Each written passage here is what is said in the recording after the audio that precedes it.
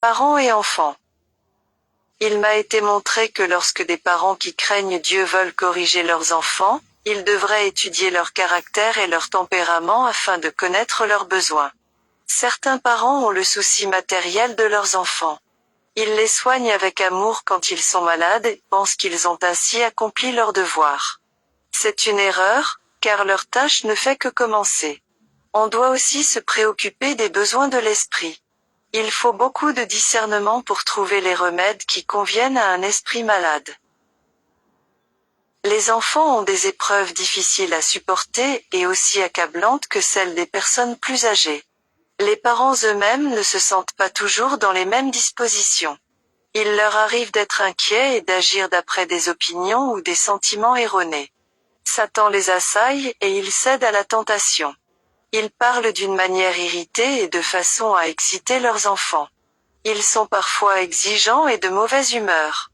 Cet esprit gagne les pauvres enfants et les parents ne sont pas à même de les aider, car ils sont à l'origine de cet état de choses. Il semble parfois que tout aille de travers.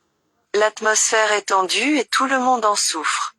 Les parents blâment leurs enfants et pensent qu'ils sont bien désobéissants et insoumis, les pires enfants du monde, en somme. Pourtant, ils sont eux-mêmes la cause du désordre. Certains parents provoquent bien des orages à leur foyer par manque de maîtrise d'eux-mêmes.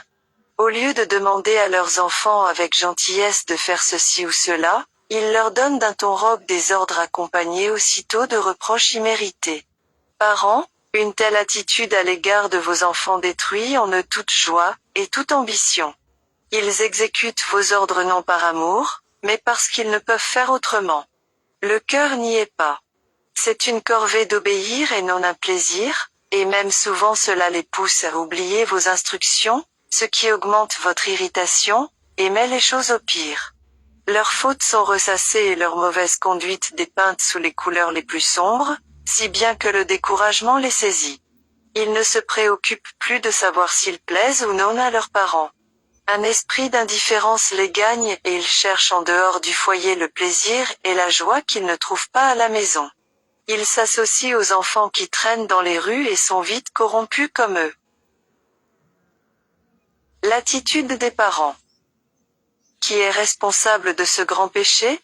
Si le foyer avait été plus attrayant, si les parents avaient témoigné de l'affection à leurs enfants, leur avaient gentiment trouvé une occupation et montré avec tendresse comment ils devaient obéir, ils auraient touché une corde sensible et les enfants auraient été prêts à faire n'importe quoi pour plaire à leurs parents. En exerçant l'empire sur eux-mêmes, en parlant gentiment, en félicitant les enfants quand ils essaient de bien faire, les parents peuvent encourager leurs efforts, les rendre heureux et apporter dans le cercle de la famille une atmosphère qui chassera les ombres et fera briller un soleil bienfaisant. Des parents s'excusent quelquefois, en alléguant leur mauvais état de santé. Ils sont énervés et croient qu'ils ne peuvent être patients, calmes, parler aimablement. En quoi ils se trompent et réjouissent Satan, qui exulte lorsque la grâce de Dieu n'est pas considérée comme suffisante pour surmonter les infirmités physiques. On peut et on doit en tout temps conserver l'empire sur soi-même. Dieu l'exige. Lorsqu'on cède à l'impatience et à la colère, il faut se rendre compte que l'on fait souffrir son entourage. Si celui-ci est également gagné par la mauvaise humeur, le mal augmente et tout va mal. Parents, lorsque vous vous sentez irritable, vous ne devriez pas commettre ce grand péché qui consiste à faire respirer à toute votre famille une atmosphère empoisonnée. À de tels moments, redoublez de vigilance et prenez la décision dans votre cœur de ne pas souiller vos lèvres par des paroles inconsidérées, mais de ne dire que des mots agréables et encourageants. Dites-vous, je ne ternirai pas le bonheur de mes enfants par une parole méchante. En restant ainsi maître de vous, vous deviendrez plus fort. Votre système nerveux ne sera pas aussi sensible, et vous serez affermi par les principes du bien. La conscience du devoir accompli vous soulagera. Les anges de Dieu souriront à vos efforts et vous aideront. Quand vous vous sentez impatient, vous êtes trop facilement enclin à croire que vos enfants en sont la cause, et vous les blâmez alors qu'ils ne le méritent pas. À d'autres moments, ils ont pu faire les mêmes choses, et vous trouviez cela très bien. Les enfants le constatent et sentent ces irrégularités. Eux aussi ne sont pas toujours les mêmes. Tantôt ils sont en quelque sorte préparés à nos changements d'humeur, tantôt ils sont nerveux ou irritables et ne peuvent supporter les reproches. Leur esprit se révolte. Les parents trouvent toujours pour eux-mêmes une excuse qu'ils n'admettent pas pour leurs enfants. Ils se permettent ce qu'ils censureraient s'ils le voyaient chez leurs enfants, qui n'ont pas leur expérience et leur formation. Certains parents sont d'un tempérament nerveux et quand ils sont accablés de travail ou de soucis, ils ne conservent pas leur calme, mais agissent envers des êtres qui devraient leur être le plus chers sur la terre avec une mauvaise humeur et un manque de support qui déplaisent au Seigneur et jettent un nuage sur la famille. Les enfants, dans leurs heures critiques, devraient être traités avec la plus chaude sympathie. Une bonté et un support mutuel feront du foyer un paradis, et y attireront les saints anges. La mère doit et peut faire beaucoup pour dominer ses nerfs en période de dépression. Même lorsqu'elle est malade, elle peut, si seulement elle s'y exerce, être aimable et douce et supporter plus de bruit qu'elle ne l'aurait jamais cru. Elle ne devrait pas faire sentir à ses enfants ses infirmités et assombrir leurs esprits jeunes et sensibles par son état de dépression, en leur faisant considérer la maison comme un tombeau et la chambre de leur mère comme l'endroit le plus ennuyeux du monde. L'esprit et les nerfs seront tonifiés et fortifiés par l'exercice de la volonté. La puissance de celle-ci s'avérera dans bien des cas le meilleur calmant nerveux.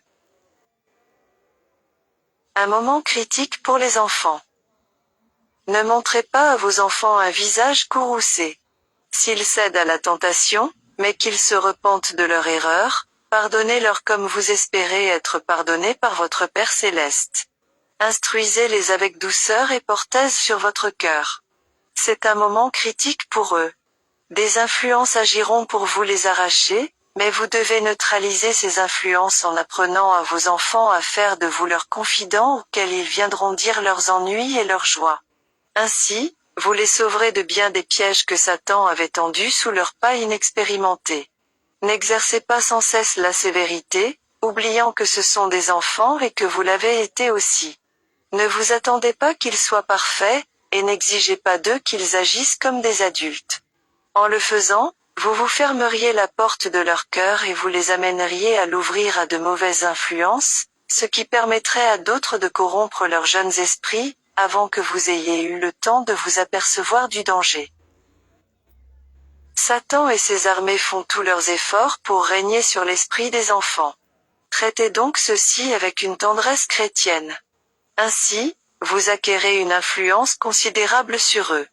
Ils sentiront qu'ils peuvent se confier en vous sans réserve et apprécieront la douceur du foyer et votre compagnie. Si vous agissez ainsi, ils n'auront pas tellement envie de rechercher au dehors la compagnie de jeunes camarades, par lesquels Satan travaille de la façon la plus efficace en cherchant à leur faire du mal. Les jeunes ont beaucoup d'influence les uns sur les autres. Leur conversation n'est pas toujours choisie et élevée. Ils se chuchotent de mauvais propos qui, si l'on y prend garde, trouvent leur place dans le cœur, y prennent racine et portent leurs fruits. Ainsi naissent de mauvaises manières. À cause du mal qui règne dans le monde actuellement, et de la nécessité qui s'ensuit d'une surveillance soutenue, les parents doivent avoir le double souci de s'attacher le cœur de leurs enfants, et de leur faire sentir qu'ils désirent les rendre heureux. Parents compréhensifs. Les parents ne devraient pas oublier le temps de leur enfance, combien ils avaient besoin de sympathie, et se sentaient malheureux quand on les réprimandait avec brusquerie. Il faut qu'ils redeviennent jeunes de sentiments et mettent leur esprit au niveau de celui de leurs enfants. Toutefois, avec une fermeté mêlée d'amour, qu'ils exigent l'obéissance. Les ordres des parents doivent être implicitement obéis. Les anges de Dieu veillent sur les enfants avec le plus grand intérêt et examinent quel caractère se forme en eux. Si le Christ agissait avec nous comme nous agissons bien souvent avec nos semblables et avec nos enfants, nous tomberions vite dans le plus profond découragement. Jésus connaît nos infirmités parce qu'il a lui-même vécu une vie d'homme, à l'exception du péché. C'est pourquoi il a préparé pour nous un chemin approprié à nos forces et à nos capacités, et, comme Jacob, il a marché lentement et régulièrement au pas des enfants, afin de nous encourager par sa présence, et d'être sans cesse notre guide. Il ne méprise pas et ne laisse pas en arrière les enfants du troupeau. Il ne nous a pas ordonné d'avancer, et de les abandonner. Il n'a pas hâté le pas pour nous laisser en arrière avec eux.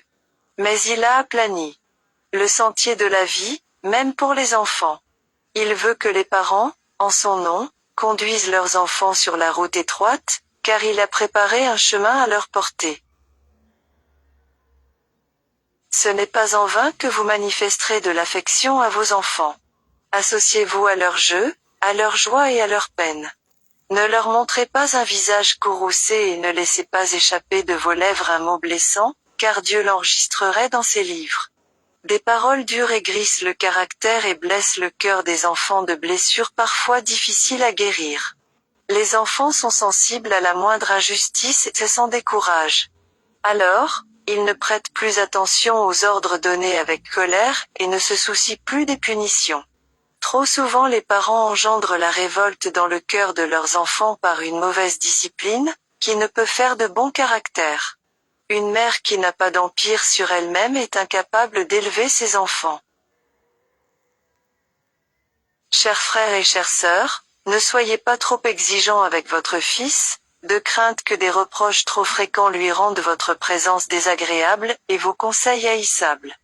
Gagnez son cœur, non par une indulgence déraisonnable, mais par les doux liens de l'amour. Vous pouvez être ferme mais bon. Le Christ vous aidera. L'amour sera le plus sûr moyen de gagner le cœur de vos semblables et votre influence pourra les mettre sur le bon chemin.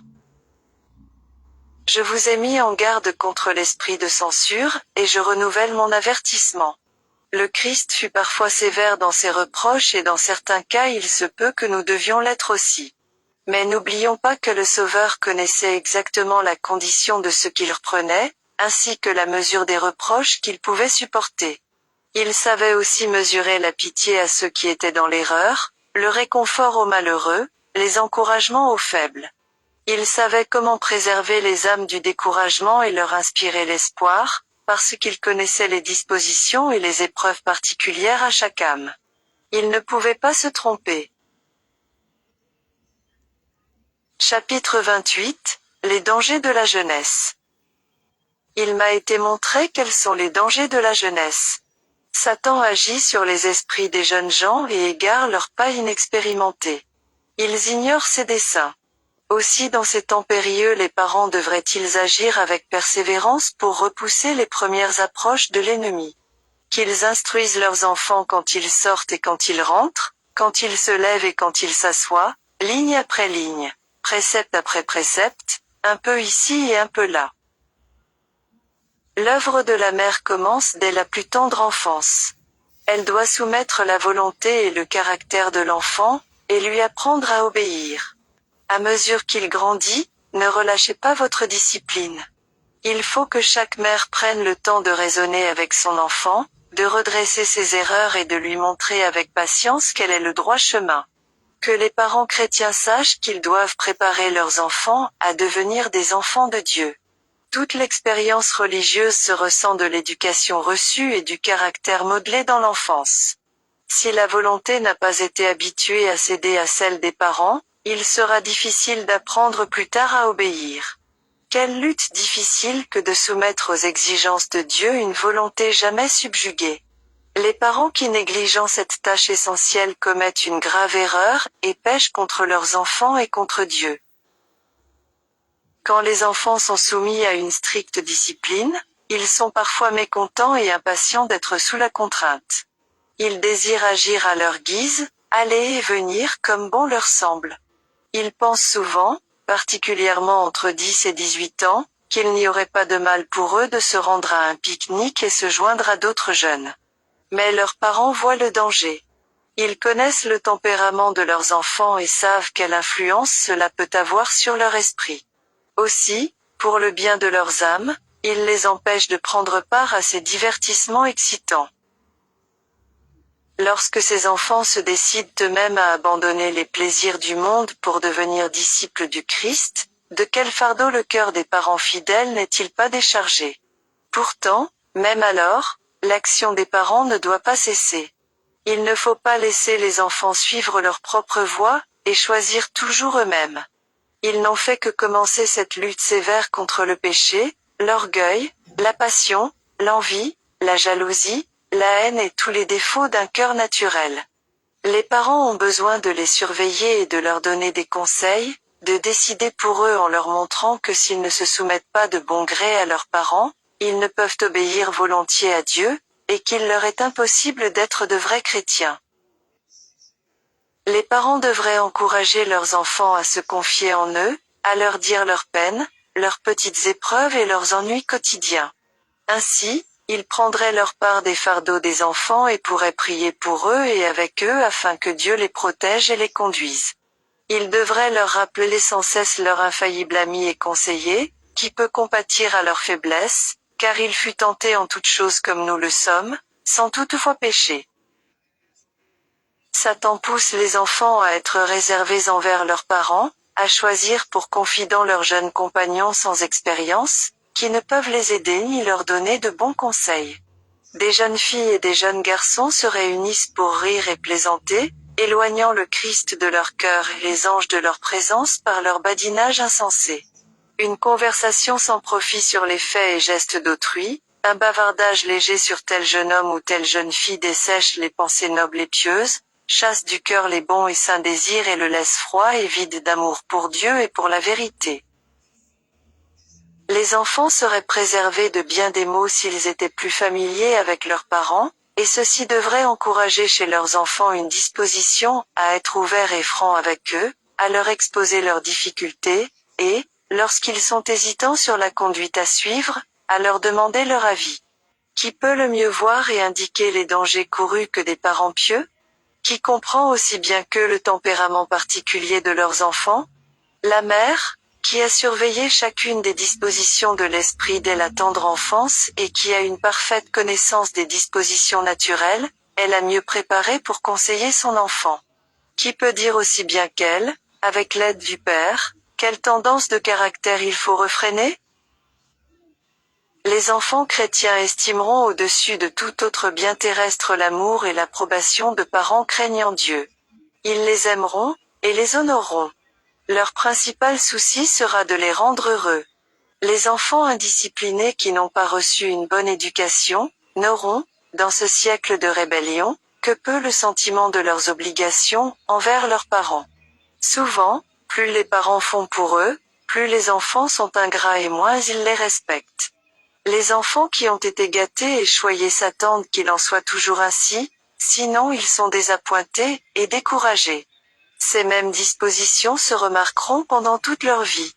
Ils seront incapables de se diriger eux-mêmes et s'attendront toujours que les autres leur fassent des faveurs et cèdent à leurs caprices.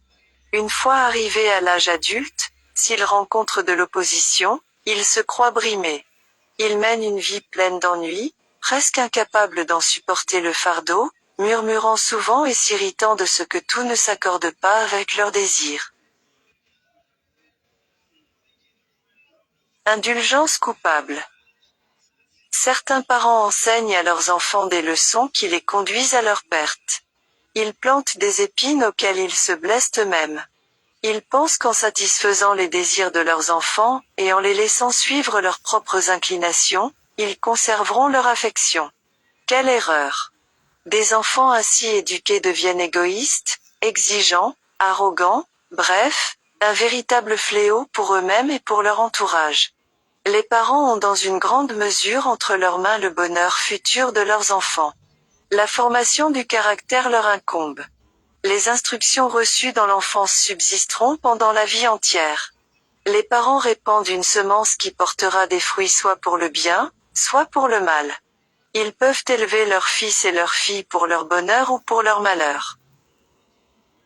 On doit enseigner très tôt aux enfants à se rendre utiles.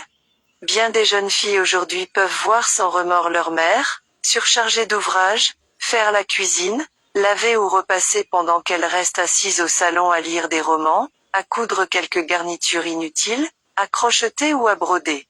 Leurs cœurs sont plus insensibles que la pierre. Quelle en est la cause? Quels sont ceux qu'il faut habituellement blâmer en cela? Les parents. Ils ont oublié le bien futur de leurs enfants et dans leur affection aveugle ils les ont laissés grandir dans l'oisiveté ou s'occuper de choses exigeant bien peu d'efforts de l'esprit et du corps, tout en excusant l'indolence de leurs filles sous le prétexte de leur faiblesse. Qu'est-ce qui les a rendus si faibles? Souvent, c'est la mauvaise manière d'agir des parents. Une somme convenable de travail dans la maison aurait fortifié l'esprit et le corps. Mais les jeunes filles, dispensées de travailler à cause des fausses idées de leurs parents, ont pris en aversion le travail qui leur est désagréable et ne s'accordent pas avec ce qu'elles considèrent comme étant de bon ton. On pense que ce ne serait guère une occupation de demoiselle que de laver la vaisselle, le linge ou de repasser. C'est là l'instruction bourgeoise donnée aux jeunes filles de ce malheureux siècle. Les enfants de Dieu devraient être régis par d'autres principes que ceux des incroyants, qui cherchent à régler leur conduite d'après la mode. Les parents qui craignent Dieu doivent élever leurs enfants de manière qu'ils puissent se rendre utiles. Ils ne devraient pas permettre que leurs principes soient imprégnés de notions extravagantes qui se généralisent de nos jours, ni croire que l'on doit se conformer à la mode et se laisser diriger par les opinions des gens du monde. Ne laissez pas vos enfants choisir eux-mêmes leurs camarades. Enseignez-leur que c'est votre devoir de choisir pour eux. Préparez-les à s'imposer des obligations dès leur jeunesse. Si vos enfants n'ont pas été accoutumés à travailler, ils seront vite fatigués. Ils se plaindront bientôt d'avoir mal aux côtés, aux épaules, d'avoir les membres fatigués. Vous courrez alors le risque de faire le travail vous-même plutôt que de les laisser souffrir un peu. Demandez d'abord à vos enfants de faire un travail peu pénible, puis augmentez peu à peu leurs tâches chaque jour jusqu'à ce qu'ils puissent accomplir une somme de travail convenable sans être fatigués. L'inactivité est la plus grande cause de douleur dans les épaules et dans les côtés chez les enfants. Il y a de nos jours de jeunes demoiselles qui sont tout simplement des créatures inutiles, bonnes uniquement à respirer, à manger, à babiller, à dire des sottises et à faire les coquettes, tout en brodant ou crochetant. Elles sont bien rares, celles qui font preuve de bon sens et d'un jugement sain. Elles vivent comme des papillons, sans but précis. Lorsque cette catégorie de personnes mondaines se trouve réunie, vous n'entendez rien d'autre que quelques niaises remarques qu'elles font entre elles concernant la mode ou un autre sujet frivole. Elles rient ensuite de leurs propos qu'elles considèrent comme très spirituels. Cela se passe fréquemment devant des personnes plus âgées, qui ne peuvent qu'être affligées d'un tel manque de respect pour leur âge. Ces jeunes filles semblent avoir perdu tout sentiment de modestie et de convenance. Pourtant, la manière dont elles ont été élevées leur fait croire que c'est là le nec plus ultra du bon genre. Cette légèreté d'esprit est semblable à une maladie contagieuse. Que ceux qui craignent Dieu choisissent les camarades de leurs enfants et leur apprennent à éviter la vaine compagnie des mondains. Les mères devraient apprendre à leurs filles à faire la cuisine et les initier patiemment aux soins du ménage. Ce travail conviendra à leur santé, il affermira et fortifiera leurs muscles. À la fin de la journée, leurs pensées seront plus saines et plus élevées. Peut-être seront-elles fatiguées, mais combien le repos est doux après une somme de travail convenable. Le sommeil, moyen naturel de réparer ses forces, rendra la vigueur au corps lassé et préparera pour les tâches du lendemain. Ne laissez pas croire à vos enfants qu'il est indifférent qu'ils travaillent ou non. Enseignez-leur qu'on a besoin de leur aide et que le temps a de la valeur. La paresse est un péché. Il m'a été montré que la paresse a été la cause de beaucoup de péchés. Ceux dont les mains et l'esprit sont actifs ne trouvent pas le temps de prêter l'oreille aux tentations de l'ennemi. Mais des mains et des têtes oisives sont prêtes à se laisser entraîner par Satan. Quand l'esprit n'est pas convenablement occupé, il s'arrête à des pensées malsaines. Les parents devraient enseigner à leurs enfants que la paresse est un péché. Ce passage me fut rappelé, voici, en effet, quel a été le crime de Sodome, ta sœur, elle vivait dans l'orgueil, l'abondance et une molle oisiveté. Voilà comment elle vivait, ainsi que ses filles. Elle ne tendait pas la main à l'affligé et à l'indigent. Synodal. Les enfants devraient comprendre qu'ils ont une dette envers leurs parents qui ont veillé sur eux dès leur enfance et les ont soignés quand ils étaient malades. Il faut qu'ils se rendent compte que leurs parents ont eu beaucoup de soucis à leur sujet. Des parents consciencieux et pieux particulièrement ont fait tout ce qu'ils ont pu pour que leurs enfants marchent dans le bon chemin. Combien lourds ont été leurs cœurs lorsqu'ils ont vu les fautes de leurs enfants.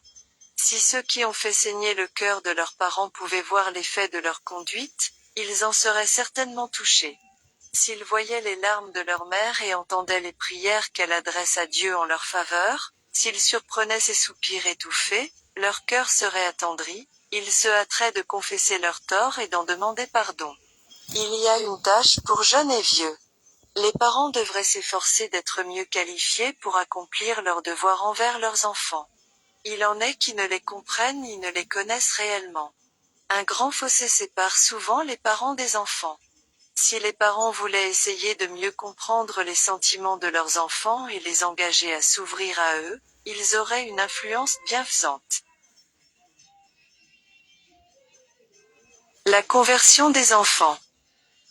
Les parents devraient prendre un soin tout particulier des âmes qui leur sont confiées, et ne pas encourager en elles l'orgueil, la vanité et le désir de paraître. Qu'ils ne leur apprennent pas ou qu'ils ne supportent pas qu'on leur apprenne les petites espiègleries qui ont un air de finesse chez les petits enfants, mais qu'on doit leur faire oublier lorsqu'ils grandissent. Les habitudes formées dans le jeune âge ne s'abandonnent pas facilement. Parents, vous devriez commencer à former l'esprit de vos enfants dès leur plus tendre enfance, afin qu'ils puissent être des chrétiens. Que tous vos efforts tendent à leur salut. Ils ont été remis à vos soins pour en faire de précieux joyaux destinés à briller dans le royaume de Dieu, agissez en conséquence. Prenez garde de ne pas les endormir au bord du précipice avec la pensée erronée qu'ils ne sont pas assez âgés pour être responsables de leur conduite, pour se repentir de leurs péchés et croire en Jésus. Les nombreuses et précieuses promesses faites dans la parole de Dieu à ceux qui cherchent le Sauveur dès leur jeune âge, me furent rappelées. Souviens-toi de ton Créateur pendant les jours de ta jeunesse, avant que les jours mauvais arrivent et que les années s'approchent où tu diras, je n'y prends point de plaisir. Le divin berger d'Israël dit encore aujourd'hui. Laissez venir à moi les petits enfants, et ne les en empêchez pas, car le royaume de Dieu est pour ceux qui leur ressemblent. Apprenez à vos enfants que la jeunesse est le meilleur moment pour chercher le Seigneur. Les fardeaux de la vie ne les accablent pas encore. Ils ont l'esprit libre et ils devraient en profiter pour consacrer à Dieu le meilleur de leurs forces. Nous vivons à une époque dangereuse pour les jeunes.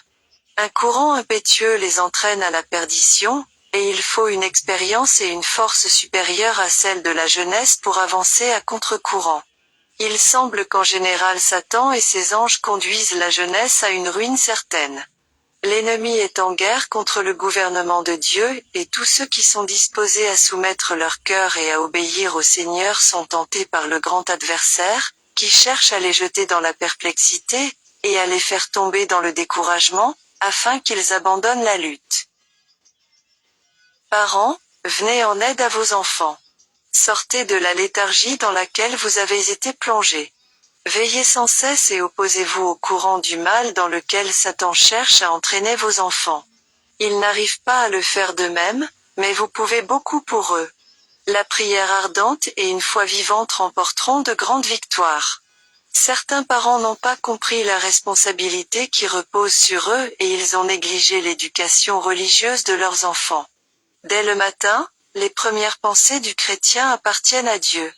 Le travail journalier et les intérêts personnels sont choses secondaires. Il faut apprendre aux enfants à respecter l'heure de la prière. Avant de quitter la maison pour aller au travail, tous les membres de la famille devraient s'assembler pour que le père, ou la mère en son absence, adresse à Dieu une fervente prière, lui demandant sa protection pour la journée. Avec humilité et un cœur plein de tendresse, conscient des tentations et des dangers au-devant desquels vous allez tous, placez-vous avec eux sur l'autel et demandez au Seigneur de veiller sur vous. Les anges entoureront et garderont vos enfants ainsi consacrés à Dieu. C'est le devoir des parents chrétiens de dresser soir et matin autour de leurs enfants une muraille protectrice grâce à la prière ardente et à la foi persévérante. Ils enseigneront ainsi inlassablement, avec patience et avec amour, comment on doit vivre pour être agréable à Dieu. Discipline et éducation. L'impatience chez les parents provoque l'impatience chez les enfants. L'humeur manifestée par les parents fait naître la même humeur chez les enfants, et ressortir les défauts de leur nature. Il est des parents qui corrigent leurs enfants sévèrement, et avec colère. De telles corrections ne produisent aucun bon résultat. En cherchant à corriger un mal, ils en créent un second. Les reproches et les corrections continuelles endurcissent les enfants, et les détachent de leurs parents. Les parents devraient d'abord apprendre à être maîtres d'eux-mêmes. Ils pourraient alors mieux réussir à diriger leurs enfants. Chaque fois qu'ils perdent l'empire sur eux-mêmes, qu'ils parlent et agissent avec impatience, ils pèchent contre Dieu. Ils devraient raisonner avec leurs enfants, leur montrer clairement leurs torts et leur faire comprendre que non seulement ils ont péché contre leurs parents, mais contre Dieu. Le cœur soumis et plein de pitié et de tristesse pour vos enfants égarés, priez avec eux avant de les corriger. Alors, votre correction ne vous fera pas haïr. Au contraire, ils vous aimeront, car ils verront que vous les avez punis, non parce qu'ils vous avaient causé du désagrément ou parce que vous vouliez vous venger, mais pour leur bien, afin de ne pas les laisser grandir dans le péché. Certains parents ont négligé de donner à leurs enfants une éducation religieuse, de même qu'ils ne les ont pas fait instruire à l'école. C'est un double tort. L'esprit des enfants est constamment en mouvement, s'ils ne sont pas occupés à quelque travail physique ou mental, ils seront exposés à de mauvaises influences. C'est un péché que de laisser des enfants grandir dans l'ignorance. On doit leur fournir des livres utiles et intéressants, et leur apprendre à travailler aussi bien manuellement qu'intellectuellement. Il faut chercher à élever l'esprit, à cultiver l'intelligence, car l'intelligence que l'on abandonne à elle-même est en général peu élevée, sensuelle et corrompue. Satan profite de cette disposition et éduque à sa manière les esprits paresseux.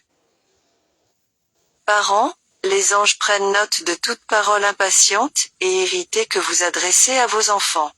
Tout manquement de votre part à leur donner une instruction convenable, à leur montrer le caractère odieux du péché et le résultat final d'une conduite coupable, est inscrit à votre débit. Toute parole inconsidérée prononcée devant eux, toute négligence ou toute bouffonnerie, tout propos contraire à la bienséance sont notés comme faisant tache dans votre caractère. Rien n'est oublié, que ce soit bon ou mauvais. Les parents ne peuvent réussir à diriger leurs enfants s'ils n'ont pas d'abord appris à se maîtriser eux-mêmes.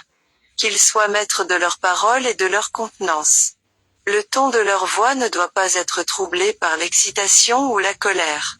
S'ils remportent sur eux-mêmes cette victoire, ils pourront avoir une influence décisive sur leurs enfants.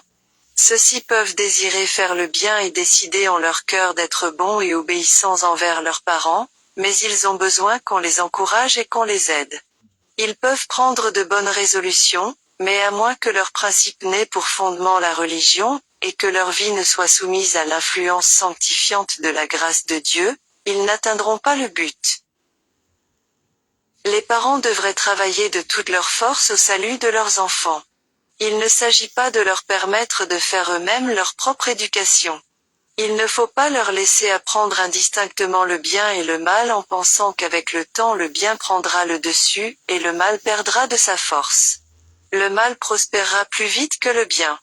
Il se peut que le mal soit déraciné après de nombreuses années, mais qui peut en être sûr? Le temps est court.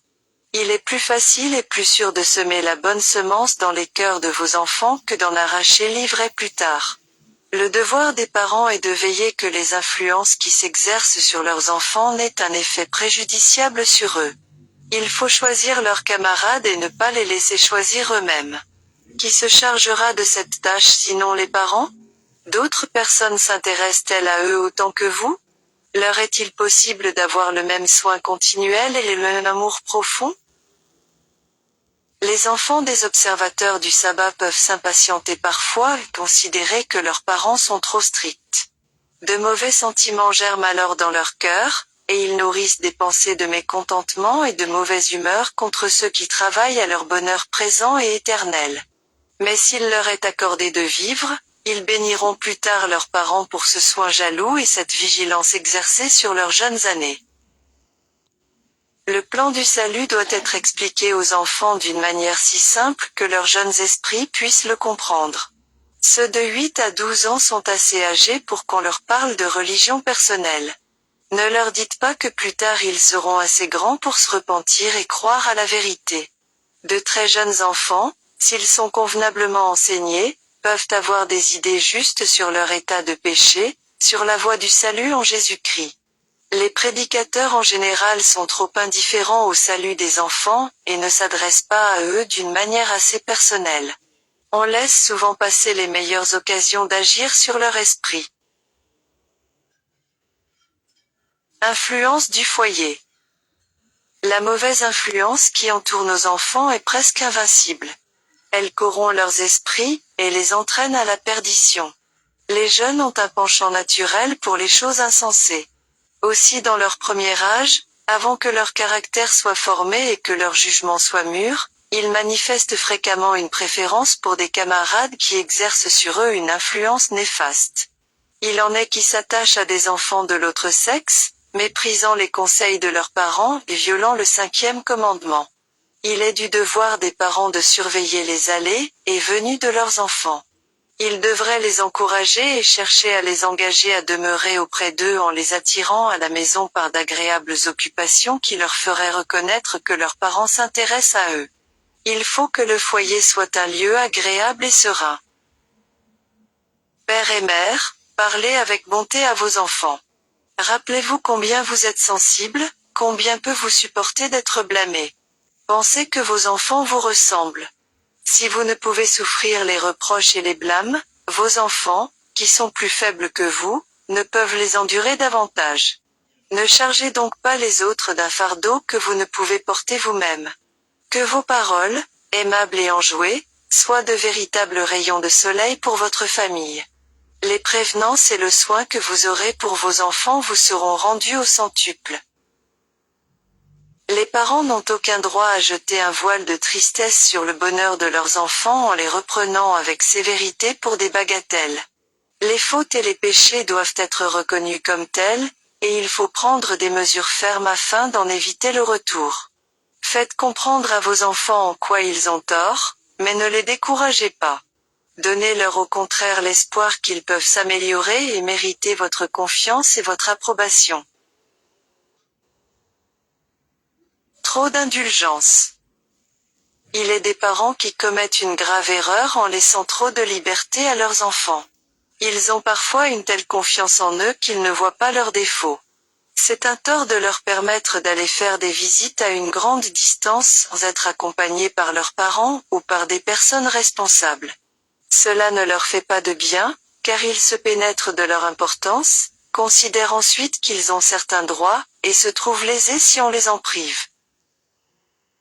La mère, craignant que ses enfants ne l'accusent d'injustice, satisfait à leurs désirs, ce qui leur cause en réalité un grand préjudice. Les jeunes enfants en visite sans leurs parents pour les surveiller attentivement et corriger leurs fautes reçoivent souvent des impressions qu'il faudra des mois pour effacer.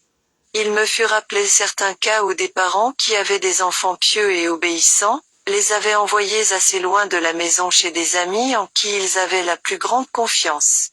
Dès lors, il y eut un changement complet dans le comportement et le caractère de ces enfants. Auparavant, ils étaient heureux et n'avaient pas grand désir de se trouver dans la société d'autres jeunes. Lorsqu'ils revinrent chez leurs parents, il leur sembla injuste d'être retenus chez eux, et la maison leur parut une prison. De tels déplacements, peu sages de la part des parents, décident souvent du caractère des enfants. Il arrive parfois que des enfants qui vont ainsi en visite nouent des liens qui finissent par les perdre. Les parents devraient autant que possible garder leurs enfants à la maison, et veiller sur eux avec la plus grande sollicitude. Lorsque vous les laissez s'éloigner de vous, ils se croient assez âgés pour se diriger sans le secours de personne. Ainsi abandonnés à eux-mêmes, leurs conversations portent souvent sur des sujets qui manquent d'élévation et de finesse, ou qui n'augmentent pas leur amour pour la religion. Plus ils iront en visite, plus ils désireront y aller et moins la maison leur paraîtra attrayante. Enfants, Dieu a trouvé bon de vous confier aux soins de vos parents pour qu'ils vous instruisent et vous disciplinent, contribuant ainsi à la formation de votre caractère pour le ciel. Pourtant, il vous reste à décider si vous voulez acquérir un caractère chrétien en profitant du bienfait de posséder des parents pieux et fidèles, qui vous recommandent à Dieu dans leurs prières. Malgré tout le souci et la fidélité de vos parents, ils ne peuvent, seuls, vous sauver. Chaque enfant doit faire également sa part. Parents chrétiens, vous avez une responsabilité qui consiste à guider les pas de vos enfants, même dans leur expérience religieuse. S'ils aiment véritablement Dieu, ils vous respecteront et vous béniront pour votre sollicitude à leur égard et pour la fidélité avec laquelle vous aurez mis un frein à leurs désirs et soumis leur volonté. L'influence du monde en général pousse la jeunesse à suivre ses inclinations. Si elle est très indisciplinée au début, les parents disent qu'elle changera après un certain temps. Que, lorsque les jeunes gens auront 16 ou 18 ans, ils seront plus raisonnables, délaisseront leurs mauvaises habitudes et deviendront enfin des hommes et des femmes utiles. Quelle erreur! On permet ainsi à l'ennemi de semer l'ivraie pendant des années. De la sorte croissent de mauvaises tendances que, dans la plupart des cas, il est impossible d'extirper malgré tous les efforts. Satan travaille avec ruse et persévérance. C'est un terrible ennemi. Il met à profit toute parole imprudente, qu'il s'agisse d'une flatterie ou d'un mot qui fasse envisager le péché avec moins d'horreur. Il s'en sert pour nourrir la mauvaise semence afin qu'elle s'enracine profondément et produise une abondante moisson. Certains parents ont permis à leurs enfants de prendre de mauvaises habitudes qui laisseront des traces pendant la vie entière. Ils sont responsables de ce péché. Leurs enfants pourront prétendre être chrétiens, mais si la grâce n'opère pas spécialement dans leur cœur et ne réforme pas entièrement leur vie, ces habitudes se remarqueront toujours et on verra se manifester le caractère que les parents ont laissé se former. Le monde et ses plaisirs. Le niveau de la piété est si bas chez les prétendus chrétiens qu'il est difficile pour ceux qui le veulent de suivre le Christ en toute sincérité. L'influence des chrétiens qui se sont laissés gagner par le monde est nuisible à la jeunesse. La ligne de démarcation entre les chrétiens et le monde n'est plus visible, et tout en professant vivre pour le Christ on vit pour le monde. La foi n'impose que peu de contraintes au plaisir. Tout en se prétendant enfant de lumière, on marche dans les ténèbres, on devient enfant de la nuit. Ceux qui marchent dans l'obscurité ne peuvent aimer Dieu et désirer sincèrement le glorifier. Ils ne sont pas assez éclairés pour discerner l'excellence des choses célestes et ne peuvent en conséquence les aimer véritablement. Ils professent la piété parce que cela passe pour honorable et qu'ils n'y voient aucune croix à porter. Les mobiles sont souvent égoïstes. De tels chrétiens peuvent entrer dans une salle de bal et prendre part à toutes les distractions qu'offre le monde. D'autres ne peuvent aller si loin, mais participeront à des parties de plaisir, à des pique-niques, à des spectacles divers. L'œil le plus perspicace serait incapable de découvrir chez ces gens un seul trait de christianisme. Il n'y a aucune dissemblance entre eux, et l'homme le plus indifférent en matière de religion. L'homme dissolu, le railleur, l'incrédule avoué, le prétendu chrétien, tous sont mélangés. Dieu les considère comme semblables d'esprit et de conduite. Le christianisme sans la foi et les œuvres n'est d'aucune valeur. Nul ne peut servir de maître. Les enfants du méchant sont les serviteurs de celui à qui ils obéissent. À moins d'avoir renoncé au diable et à ses œuvres, il leur est impossible d'être serviteurs de Dieu. Les serviteurs du roi du ciel ne peuvent sans dommage prendre part aux plaisirs et aux amusements des serviteurs de Satan, alors même qu'ils répètent souvent que ces distractions sont innocentes. Dieu a révélé de saintes vérités afin de séparer ses enfants des impies et d'en faire un peuple qui lui soit consacré. Les adventistes du 7e jour devraient vivre selon leur foi. Ceux qui obéissent aux 10 commandements voient les choses de ce monde et de la religion sous un jour tout différent de ceux qui sont amateurs de plaisir, qui évitent la croix et violant le 4e commandement. Dans l'état actuel de la société, ce n'est pas tâche facile pour les parents que de refréner les désirs de leurs enfants et de leur inculquer les principes bibliques. Ceux qui se prétendent chrétiens se sont tellement éloignés de la parole de Dieu que, Lorsque les parents veulent revenir à cette parole sacrée et diriger leurs enfants suivant ces préceptes, et, comme Abraham, commander à leurs enfants après eux, l'influence du milieu pousse les enfants à penser que leurs parents montrent trop de scrupules et de précautions à l'égard des camarades qu'ils peuvent fréquenter. Ils désirent naturellement suivre l'exemple des enfants mondains, amateurs de plaisir. De nos jours, il est rare que l'on sache ce que c'est que d'être persécuté pour le Christ. Il faut bien peu de renoncement et de sacrifice pour revêtir une apparence de piété et faire inscrire son nom sur un registre d'église. Mais vivre de telle manière que sa conduite soit agréable à Dieu et que son nom soit inscrit dans le livre de vie, exige la vigilance et la prière, le renoncement et le sacrifice. Les chrétiens ne peuvent être un exemple pour la jeunesse que pour autant qu'ils suivent le Christ. Une conduite en harmonie avec l'enseignement du Maître est le fruit normal d'une vraie piété. Celui qui jugera toute la terre rendra à chacun selon ses œuvres. Les enfants qui suivent le Christ ont une lutte à soutenir. Ils ont une croix à porter tous les jours de leur vie, elle consiste à sortir du monde et à s'en séparer pour imiter la vie de Jésus.